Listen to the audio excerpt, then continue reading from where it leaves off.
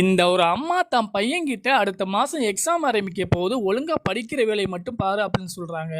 ஆனா இவங்க அம்மா ரொம்ப மோசமா இருக்காங்க. இவ பின்னாடி இருக்கிற நபர் இவளுடைய கள்ளக்காதலன், தன்னுடைய சொந்தக்காரன் தம்பி அப்படின்னு சொல்லி வீட்டுக்கு கூட்டிட்டு வந்திருக்காங்க. ஆனா அந்த அம்மா தன்னோட பையன்கிட்ட பேசிட்டு இருக்காங்க. இந்த கள்ளக்காதலன் சும்மா நிக்க விடாம தொந்தரவு பண்ணிட்டு இருக்கான். சடனா இவ கோவப்பட்டு என்னோட மகன் இருக்கான், நீ சும்மா இருக்கே இல்லையா, அவன் பார்த்துட்டே இருக்கான், என்ன சொல்ல போறான்னு தெரியல அப்படின்னு சொல்றாங்க. அப்புறமா இந்த 2 பேரும் அந்த வீட்டுக்குள்ள போயிட்டாங்க. இந்த மகன் கணக்கு எழுதிட்டு இருக்கும்போது அவனுக்கு கணக்கு சரியா வரல. உடனே தன்னுடைய அப்பா கால் பண்ணி எனக்கு கணக்குல ஒரு டவுட் அப்படின்னு சொல்லி கேட்கிறான். அந்த அப்பாவும் நீ ஏன் என்கிட்ட கால் பண்ணி கேட்கிறான், அம்மா கிட்ட கேட்கலாம்ல அப்படின்னு சொல்ல அந்த மகனும் அப்பா கிட்ட அப்பதான் சொல்றான். அவரும் அதிர்ச்சி ஆகுறாரு. உடனே நான் சொல்றதை நீ கேளு அப்படின்னு சொல்லிட்டு அங்க நடக்கிறத வீடியோ எடு, நான் வந்துட்டு இருக்கேன் அப்படின்னு சொல்றாங்க.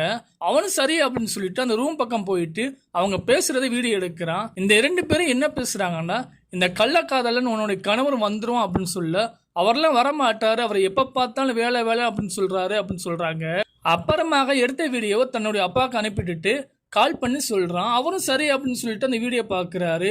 இது அவனுடைய தம்பின்னு சொன்னால, ஆனா இவன் கூட பக்கத்துல நெருங்கி உட்கார்ந்துருக்குமா தெரியுது, என்கிட்ட பொய் சொல்லி இருக்கா அப்படின்னு சொல்லி உடனே என்ன செய்யறாங்கன்னா வீட்டுக்கு கிளம்பி வர்றாரு. அப்புறம் இந்த அம்மா என்ன செய்யறாங்கன்னா கள்ளக்காதலனை வீட்டுக்கு அனுப்பிட்டு என்னுடைய மகனுக்கு கணக்கு சொல்லி கொடுத்துட்டு இருக்காங்க.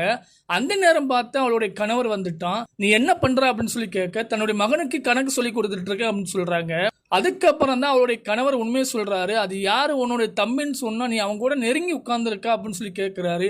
யார் சொன்னா அப்படின்னு சொல்லி கேட்க, தன்னுடைய மகன் தான் சொன்னா அப்படின்னு சொல்லி சொல்றாங்க. இந்த அம்மா சொல்றாங்க, இவன் சொல்ற எதையும் கேட்காதே, நான் கணக்கு சொல்லி கொடுக்கலன்னு பொய் சொல்றான் அப்படின்னு சொல்லி தன்னுடைய மகன் மேலே பழிய போடுறாங்க.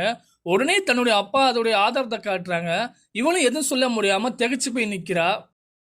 இந்த ஒரு தாத்தா பணக்கார வீட்டில் உள்ள கிச்சனில் வேலை பார்க்குறாங்க. அந்த வீட்டு ஓனர் அம்மா வந்து இந்த தாத்தா உங்களுடைய மாசம் சம்பளம் அப்படின்னு சொல்லி பணத்தை நீட்டுறாங்க. இவரும் சந்தோஷமா பணத்தை வாங்குறாங்க.